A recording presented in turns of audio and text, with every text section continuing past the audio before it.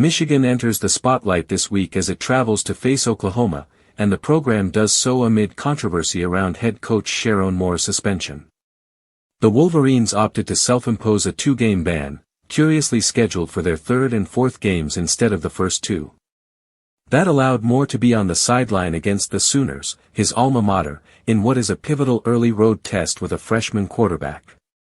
The NCAA surprisingly allowed the timing, even deferring a third game to 2026. Michigan, never shy about pushing back, still announced its intent to appeal, mainly over the massive fine imposed, while also bristling at postseason ban talk, even though no such ban was levied.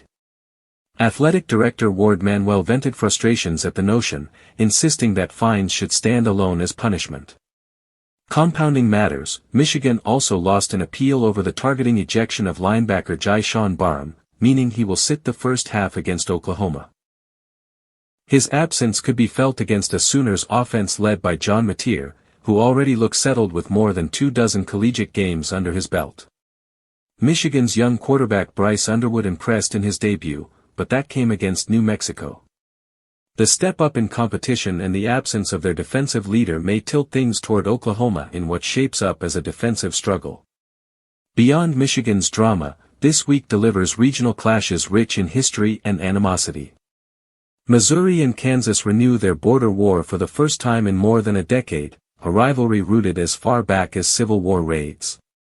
Iowa and Iowa State battle for the Cyhawk Trophy in Ames, while South Florida heads to Gainesville hoping to prove it can hang with Florida after a rout of Boise State. Baylor and SMU, former Southwest Conference foes, rekindle their rivalry in Dallas with the Mustangs slightly favored, while Arkansas finally meets Arkansas State in Little Rock in a long-awaited in-state showdown. Elsewhere, Nebraska finally makes good on a storm-canceled game against Akron from 2018, a delay that turned into years of legal wrangling. The Cornhuskers are expected to cruise, but the matchup carries an odd bit of history. Miami's Mario Cristobal earned high marks for his team's toughness in a win over Notre Dame, while Texas coach Steve Sarkisian faces scrutiny for a sputtering offensive plan against Ohio State. The weekend ahead offers big stage tests, bitter rivalries, and a few long overdue matchups, ensuring plenty of drama as September heats up.